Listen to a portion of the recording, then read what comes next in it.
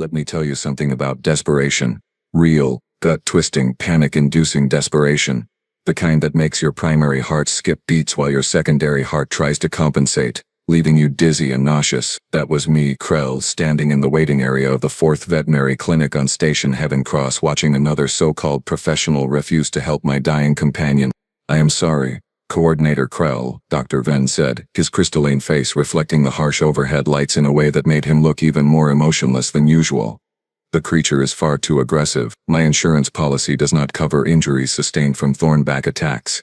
And frankly, I value my manipulator appendages." I wanted to grab him by his fragile shoulders and shake him. Instead, I did what I had been doing for the past 6 hours. I begged, "Please, doctor. Razor is not aggressive by nature. He is in pain. He is terrified. You are a veterinarian. Surely you understand." "What I understand," Venn interrupted, already turning away from me, "is that thornbacks are classified as Class 4 utility beasts. They are replaceable. The standard protocol is termination and acquisition of a new specimen. I can provide you with vendor contacts if you require assistance." Replaceable. The word hit me like a cargo container dropped from overhead rigging. Behind me, in the containment crate I had borrowed from the loading docks, Razor let out another low, grinding sound. It was not his usual purr or even his warning growl. This was the sound of suffering, and it made my skin itch under my uniform. "He is not a specimen," I said quietly, fighting to keep my voice steady. "His name is Razor." Dr. Venn paused at the doorway to his examination rooms. For a moment, just a fraction of a moment, I thought I saw something like pity in his angular features. Then it was gone. "Coordinator, I suggest you contact Station Animal Control. They will handle the situation humanely." "Good cycle to you." The door slid shut with a pneumatic hiss that sounded entirely too final. I stood there, fists clenched, staring at that closed door like somehow my anger could melt through the metal. This was the 4th trained veterinary professional who took one look at Razor's bared fangs, his raised spine ridges, his defensive posture, and decided it was too much trouble. Never mind that Razor had saved my life 8 months ago. Never mind that he had thrown himself between me and a falling cargo net loaded with titanium rods, taking the impact that would have crushed my thorax. Never mind that the jagged wound across his flank, currently leaking that terrible purple-black blood, was getting worse by the hour. None of that mattered to these clinical, bureaucratic, insurance policy quoting professionals. I turned back to the crate. Through the reinforced bars, I could see Razor curled in an impossible position, trying to protect his injured side. His 6 legs were drawn up close to his body, and his breathing came in shallow, rapid gasps. The beautiful dark scales that usually gleamed like polished obsidian were dull, flecked with dried blood and debris from the accident. "Hey buddy," I whispered, crouching down to his level. "I know it hurts. I know you are scared. But I am going to find someone. I promise." Razor's middle right eye cracked open, the pupil contracting as it focused on me.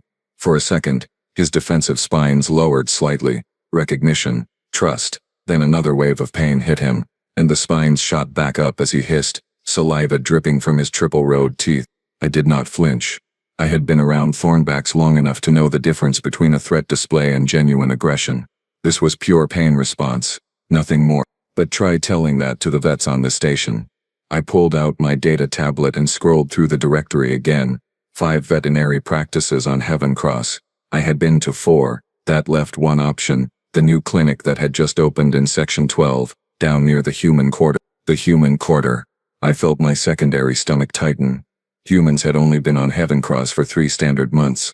They were still a curiosity, still strange with their bilateral symmetry, their single hearts, their bizarre emotional expressions, and their veterinarian. I checked the listing. Marcus Webb had only arrived 2 weeks ago. What were the chances a human, a species barely integrated into galactic society, would know how to treat a thornback? Probably 0, less than 0, but he was the last option on my list. I stood up, muscles aching from stress and exhaustion. My shift supervisor was going to eviscerate me for missing work, but that was a problem for future Krell. Right now, present Krell needed to get Razor to Section 12. "One more try, buddy," I told him, engaging the crate's hoverlift function. "One more try, and if this does not work..." I could not finish that sentence. I would not finish it, because Razor was not replaceable no matter what Dr. Venn or anyone else said. He was my companion, my partner, my friend, and I would tear apart every regulation, policy, and bureaucratic obstacle on this station before I gave up on him, even if it meant trusting a human. Section 12 smelled different.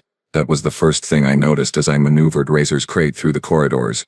The air recyclers here carried traces of something organic, almost plant-like, mixed with what I could only describe as controlled chaos. Human spaces always felt more cluttered than other species areas, packed with unnecessary decorative items and odd color choices. The veterinary clinic was tucked between a human food establishment, something called a taco stand, which made absolutely no sense linguistically, and a recreation facility.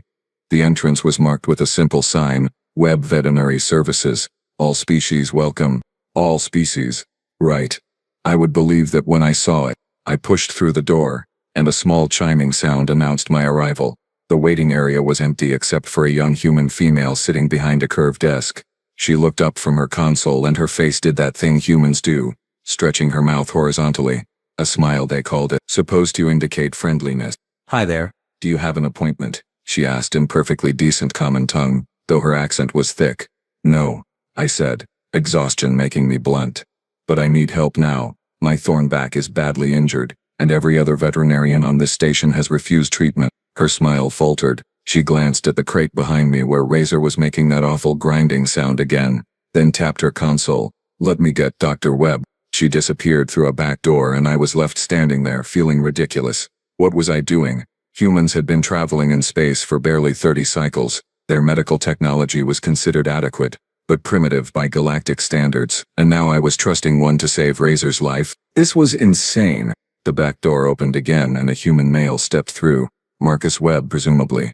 He was tall for his species, wearing a white coat marked with various stains that suggested actual work rather than pristine sterility. His head fur was dark and chaotic and his facial structure was angular in that unsettling human way, but his eyes, those strange forward-facing predator eyes, locked onto the crate immediately. Thornback? He asked, already moving toward us.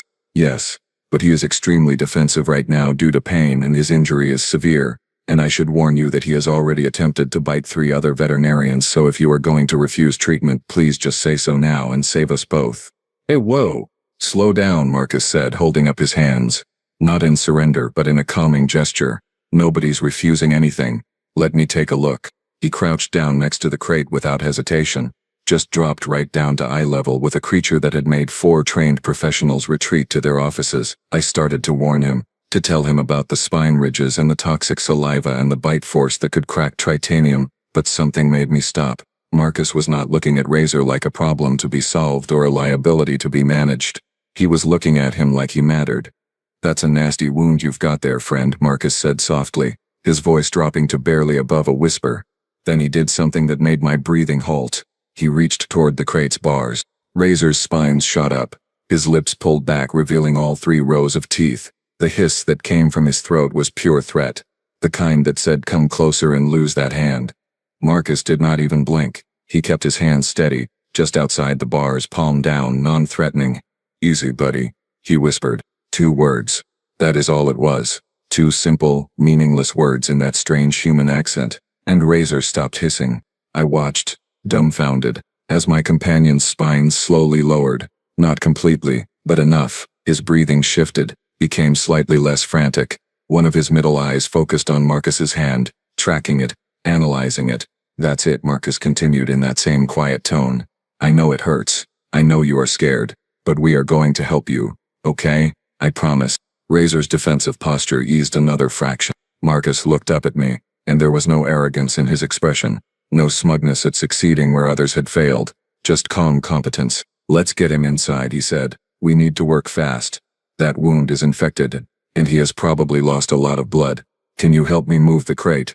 I nodded, unable to form words, because somehow, impossibly, this human had done in 30 seconds what 4 trained alien veterinarians could not do in 6 hours. He had earned Razor's trust. The examination room was smaller than the sterile chambers at the other clinics, but somehow it felt less intimidating. Marcus had converted what should have been cold institutional space into something almost comfortable. There were images on the walls, photographs, I realized, showing various Earth creatures. Some looked absurdly soft and harmless. Others had teeth that rivaled Razor. Okay, let's get him out of that crate, Marcus said, already pulling on thick protective gloves. I am going to need you close by. He trusts you, and that is going to be crucial here. You want to remove him from containment? I asked, incredulous. Dr. Venn insisted on maintaining barrier protocols. Dr. Venn is not here, Marcus interrupted gently.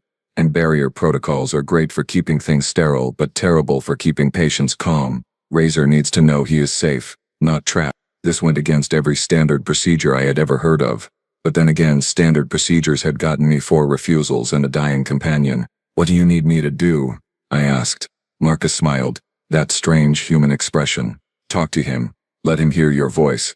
Tell him about something good, something he remembers. Make this place feel less like a threat.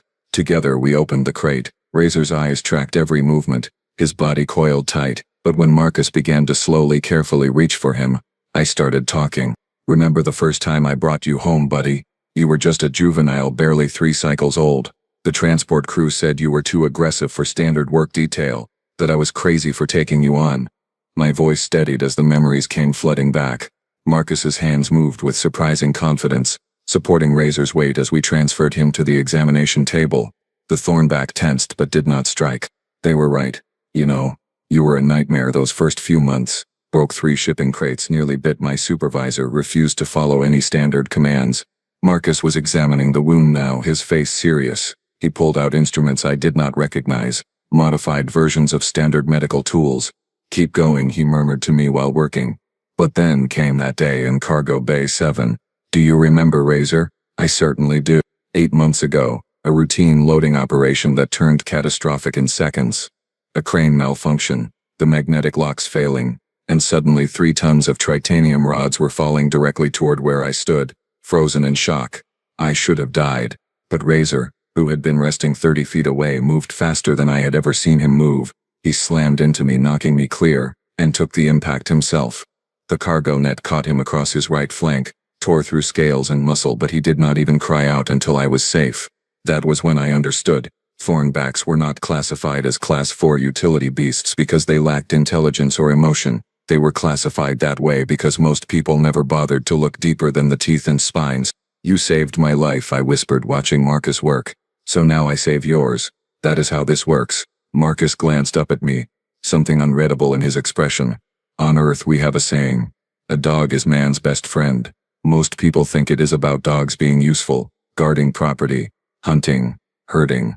But that is not it at all. He was cleaning the wound now, injecting something that made Razor's muscles relax slightly. Local anesthetic, probably, but a formula I did not recognize. It is about loyalty that goes beyond logic, Marcus continued, his voice calm and steady as he worked. A dog will love you even if you are broke, angry, scared, or lost. They do not care about your status or your job title. They care about you. That bond, that connection is something humans figured out thousands of years ago. The other species think we are foolish, I said quietly. Sentimental, inefficient. Marcus laughed. Actually laughed, while his hands performed delicate surgery on tissue that was already starting to necrotize. Yeah, we get that a lot. Humans are too emotional, too attached to things we should see as tools. But here is the thing nobody else seems to understand. He paused to adjust his instruments, carefully removing damaged tissue while Razor lay surprisingly still, his breathing more even now. That emotional attachment? It makes us better at this. When you care about a patient, when you see them as a person rather than a problem, you try harder. You think more creatively. You refuse to give up even when logic says you should. I watched him work, fascinated despite my worry. His techniques were completely unorthodox. Instead of the standard sterile field approach, he maintained constant physical contact with Razor, one hand always resting gently on an uninjured portion of the thornback's carapace. Every few minutes, he would speak softly. You are doing great, buddy. We're almost done. Just hang in there. Like Razor could understand the words. Maybe he could. Maybe that was the point. Where I come from, Marcus said, beginning to close the wound with some kind of bioadhesive mesh. We had animals we called horses. Big, powerful, absolutely capable of killing a human with one kick. But people still climbed on their backs, trusted them completely. And you know what? The horses trusted back. That seems illogical, I said, but my voice lacked conviction. Probably, Marcus agreed. But some of the best things humans do are illogical. We make friends with wolves and turn them into dogs. We bring cats into our homes even though they are basically tiny, murderous predators. We rescue injured birds, rehabilitate orphan bears, and yes, we refuse to give up on a thornback that every logical person says is too dangerous to treat. He stepped back, examining his work. The wound was closed, treated, and already showing signs of stabilization. Razor's breathing had normalized and his spines were almost completely flat. He is going to make it, Marcus said simply. And just like that, the crushing weight I had been carrying for 6 hours lifted. While Marcus monitored Razor's vital signs on a portable scanner, I found myself unable to look away from those photographs on the wall.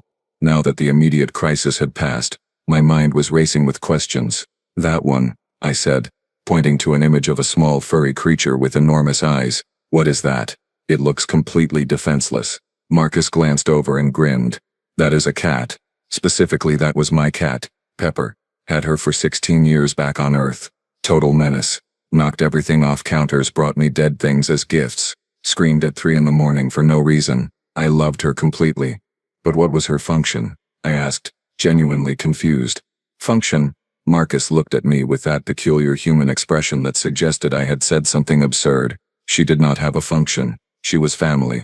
The door to the examination room slid open, and the receptionist poked her head in. Dr. Webb, there are several people in the waiting area asking what is going on. Word apparently travels fast around here. Let them in, Marcus said casually. Might as well make this educational. Within minutes, the examination room was crowded. I recognized a few faces. Torvin, a Kularian engineer from my section. Dr. Mixtel, one of the veterinarians who had refused to see Razor, and several others I did not know. They pressed near the doorway, staring at the thornback lying peacefully on the examination table. Impossible, Dr. Mixtel whispered, her scales flushing orange with confusion. That creature was feral 30 minutes ago. What sedatives are you using? None, Marcus replied, checking the bioadhesive seal on Razor's wound. Well, just local anesthetic for the pain, but no behavioral sedatives, no chemical restraints. That violates every safety protocol for Class 4 utility beasts, Dr. Mixtel protested. Good thing I did not read those protocols then, Marcus said cheerfully. Look, where I come from, we learned a long time ago that most aggressive behavior in animals comes from fear, pain, or trauma. You treat the cause, the aggression usually disappears. Torvin stepped closer, his optical sensors whirring as they focused on Razor. On my world, we use thornbacks for heavy construction work. They are strong, resilient, cost-effective, but we maintain strict handler rotations because they become unstable after extended contact with a single individual. Because you see them as equipment, Marcus said, and there was no judgment in his tone, just observation. You rotate handlers the same way you would rotate tools. Nobody forms attachments, so nobody notices when the thornback starts showing stress behaviors. He gestured to Razor, who had one eye half open, watching the crowd but not reacting defensively. Krell here actually bonded with his companion. Spent time with him, learned his signals, built trust. That is not standard practice for most species, is it? The silence in the room was answer enough. Marcus pulled up a chair and sat down, apparently settling in for a longer conversation. Let me tell you about Earth. We have a complicated history with animals. We have done terrible things, hunted species to extinction, destroyed habitats, treated living creatures like they were disposable, but we have also done something most species apparently have not. We made friends with them. He pointed to another photograph, this one showing a massive creature with thick fur and enormous teeth. That is a wolf, apex predator, completely capable of killing humans. About 15,000 years ago, some wolves started hanging around human camps, eating our scraps. Instead of driving them away, we fed them, shared our food, our fire, our space. Eventually they became dogs. That seems dangerously inefficient, Dr. Mixtel said. Feeding a predator that could turn on you at any moment. Yeah, probably, Marcus agreed. But here is what happened instead. Those wolves helped us hunt, protected our children, warned us about dangers, and in return, we loved them so completely that today there are over 300 breeds of domestic dogs. We bred them for every purpose imaginable: herding, guarding, tracking, rescuing people from avalanches and burning buildings, but mostly we bred them just to be companions. I thought about Razor lying there, calm and trusting despite his pain. The other species think I am foolish for caring about him. The other species are missing out, Marcus said flatly. He turned to address the crowd. Humans have service dogs that help blind people navigate. We have therapy animals that comfort sick children. I once treated a parrot that is a bird that lived with the same human family for 60 years. 3 generations grew up with that bird. When it finally died, they mourned like they had lost a family member. But why? Turvin asked, genuinely confused. What is the evolutionary advantage of forming emotional attachments to other species? Marcus was quiet for a moment, thinking. Maybe there is not one. Maybe it is completely illogical. But I will tell you what I learned in veterinary school. We studied Earth's history. Back before we had modern technology, humans who had animal companions lived longer. They were healthier, less lonely, more resilient during hard times. He rested a hand gently on Razor's carapace. Maybe the advantage is not about survival of the fittest. Maybe it is about survival being less terrible when you are not doing it alone. Dr. Mixtel moved closer, her earlier skepticism replaced by something that looked like curiosity. Could you teach these methods? This approach? Already planning on it, Marcus said. Because here is the thing nobody seems to understand. Every creature in the station that you classify as a utility beast, a work animal, a tool, they all have the capacity for this. He gestured to Razor. They can all bond, trust, and yes, even love if you give them half a chance. Torvin's optical sensors whirred again. My construction crew has 17 thornbacks. They are considered high maintenance because of behavioral issues. I bet they are, Marcus said. Bring them by next week. Let's see what we can do. I looked around the room at the gathered aliens, seeing their expressions shift from doubt to wonder. This human, this newcomer to our station, was challenging assumptions that had been held for generations, and he was doing it not with arguments or data, but with a simple demonstration. He had taken a creature everyone else had written off as too dangerous, too aggressive, too much trouble, and showed us something different. He had shown us a person. The crowd had thinned out, most returning to their duties with promises to spread the word about the human vet who could do the impossible. Dr. Mixtel had stayed, observing from the corner with her data tablet, recording notes. I appreciated the silence, the return to something approaching calm. Then Razor's body convulsed. The portable scanner erupted in alarm sounds, harsh beeping that cut through the room like a blade. Marcus was on his feet instantly, his hands moving across Razor's body, checking pulse points I did not even know existed. What is happening? I demanded, my voice cracking. You said he was stable. Secondary infection, Marcus said, his calm demeanor finally showing cracks. The wound was worse than I thought.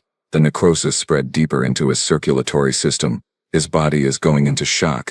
The scanner's readouts meant nothing to me, but I could see Razor's breathing becoming erratic again, shallow and fast. His eyes rolled back and his legs twitched in ways that made my stomach clench. Dr. Mixtel stepped forward, her professional mask firmly in place.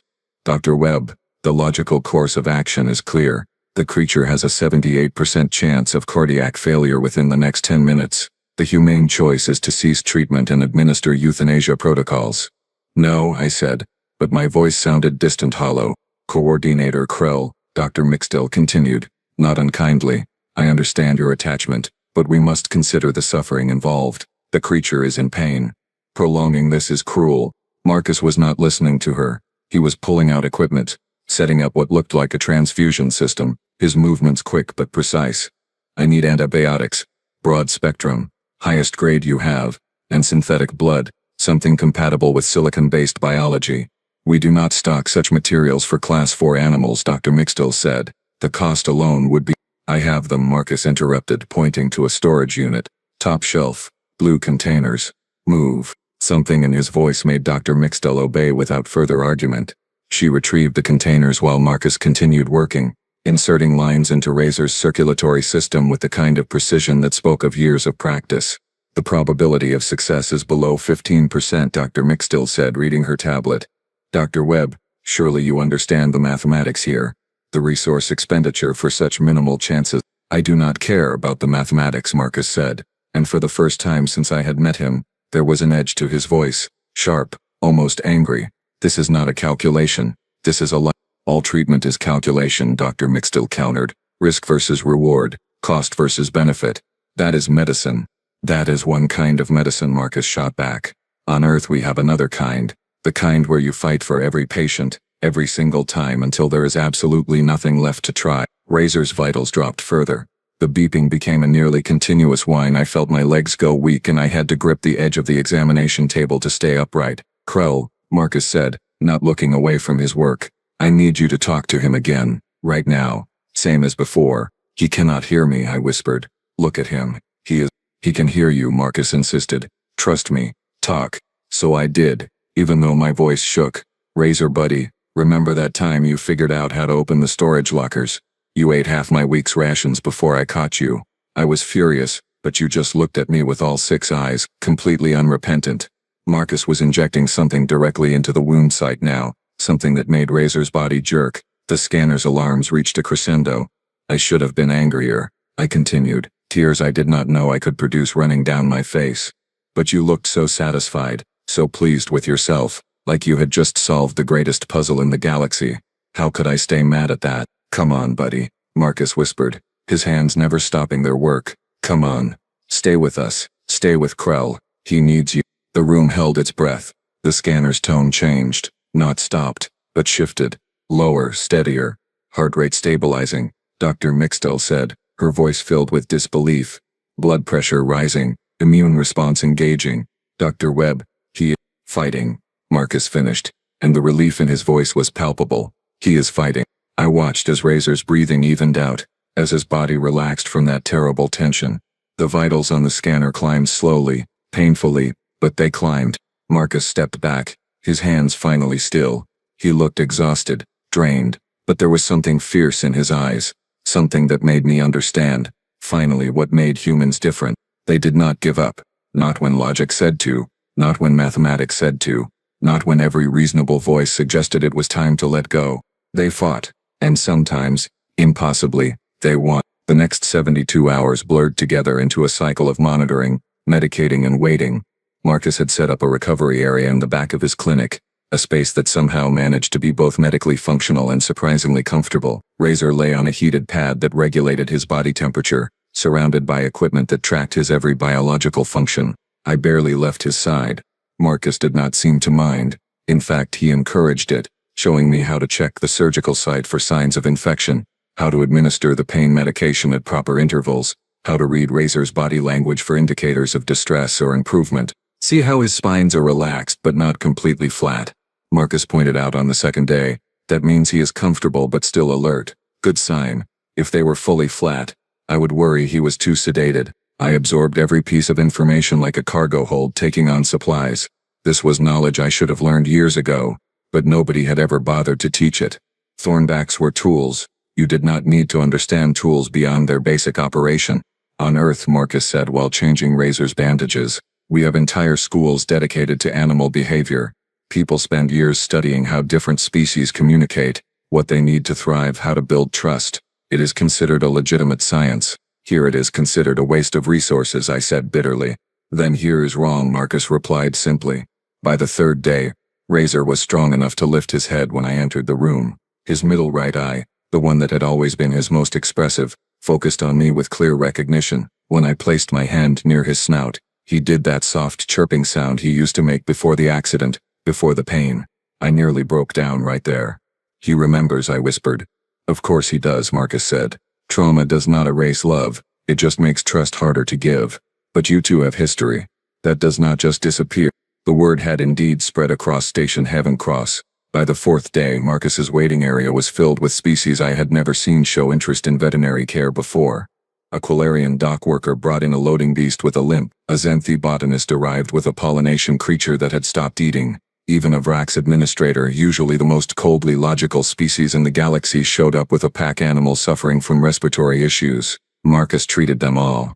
I watched him work with each creature, applying that same patience, that same refusal to see them as problems to be solved. He spoke to them in that soft voice, used those same words. Easy, buddy. I have got you. We will figure this out together. And it worked. Every single time it worked. Dr. Mixtel became a regular presence in the clinic. Her initial skepticism transformed into genuine interest. She asked questions, took notes, and I even saw her attempting Marcus's techniques with a nervous cargo hauler. The creature calmed under her touch, and the expression on her face was one of pure wonder. I have been practicing veterinary medicine for 23 cycles, she told Marcus one afternoon. I thought I understood the field completely. But this, what you are doing, this is something entirely different. It is not different, Marcus corrected gently.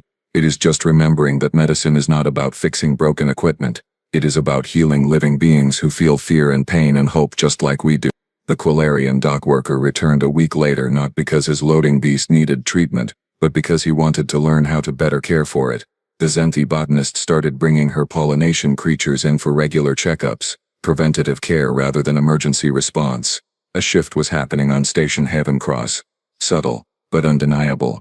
People were starting to see their animal companions differently, not as tools that occasionally broke down but as partners, as individuals. as creatures worthy of care and respect, and yes, even love. And it had all started because one human refused to accept that some lives were not worth saving.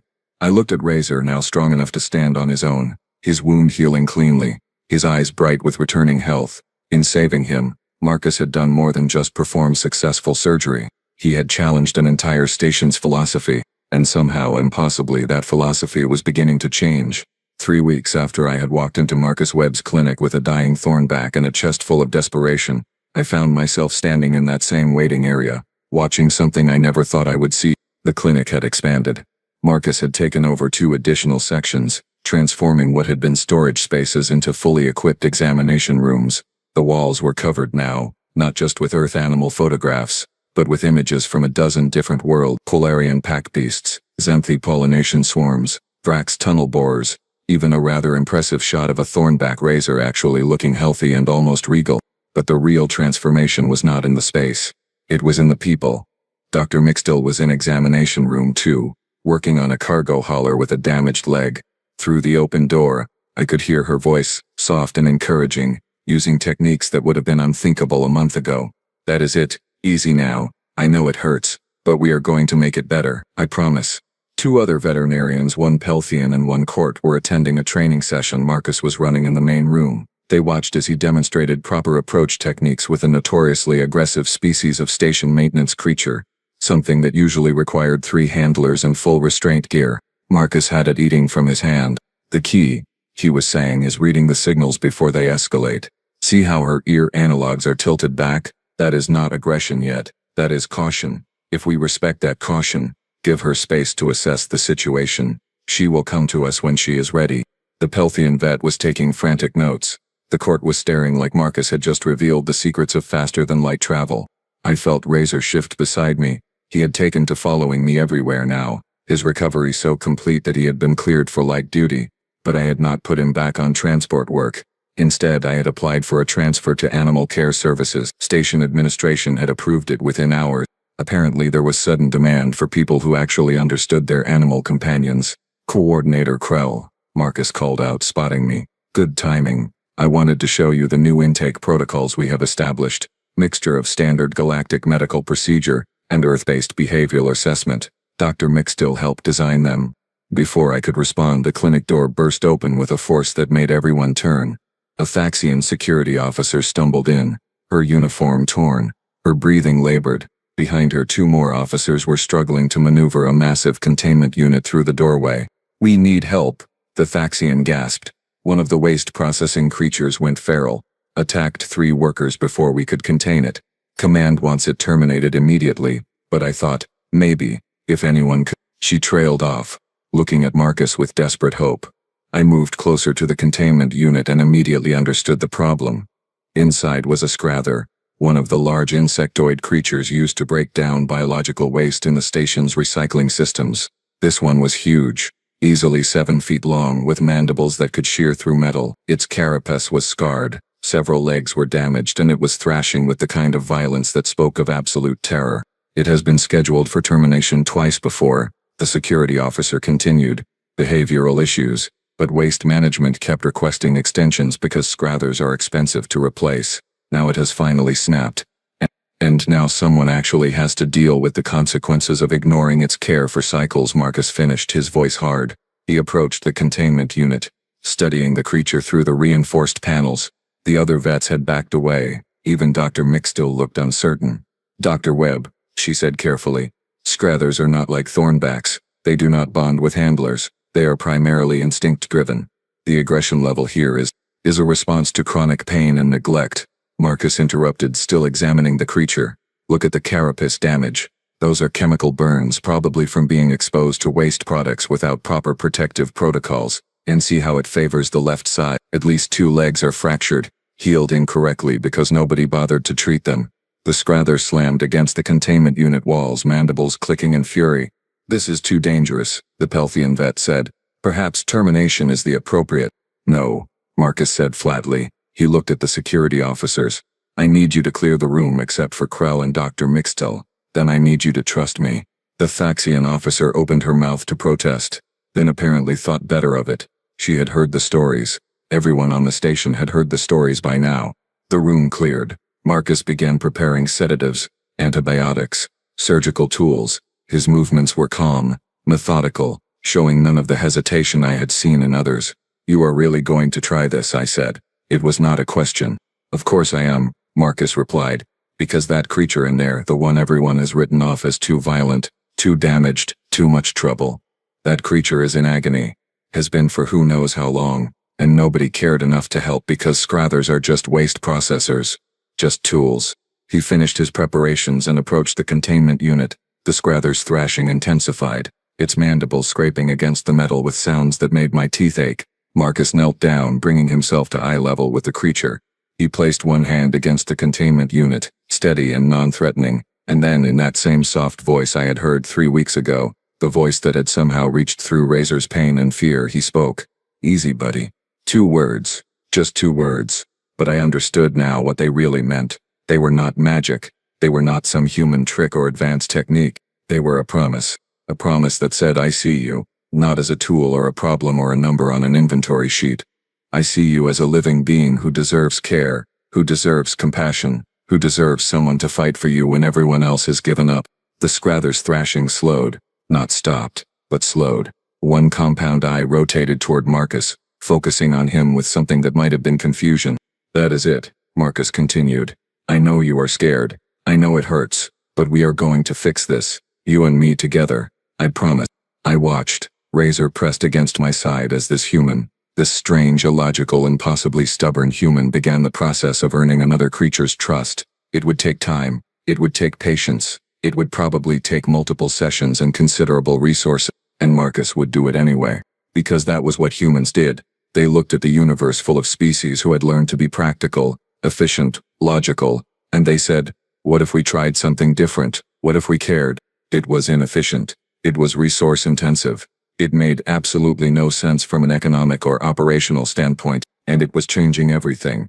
Dr. Mixtel moved beside me, watching Marcus work. 3 weeks ago I would have called this impossible, she whispered. Now I am beginning to think we have been defining impossible incorrectly. I nodded, unable to form words. Because I was watching more than just a veterinarian treating a patient. I was watching a philosophy in action. The radical, revolutionary idea that every life had worth, even the lives others had deemed worthless, especially those lives. Razor made that soft chirping sound, content and calm, healthy, alive. A life that 4 veterinarians had been willing to let end because it was too complicated, too expensive, too much trouble.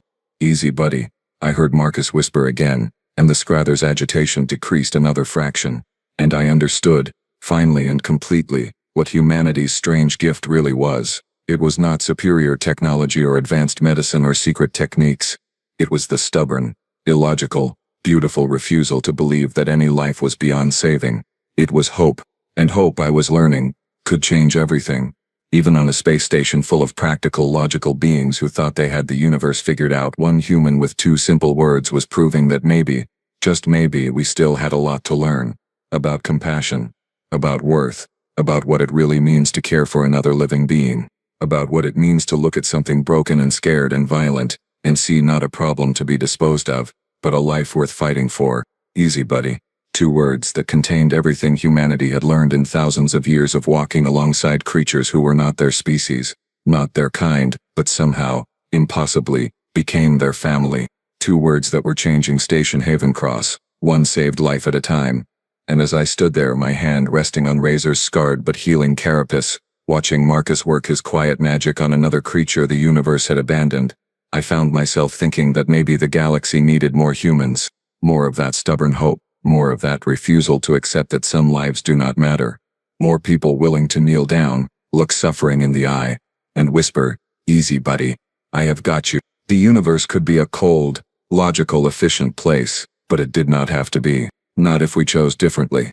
Not if we learned what this one human was teaching us. One patient, one moment, one whispered promise at a time. That every life has worth, and worth fighting for.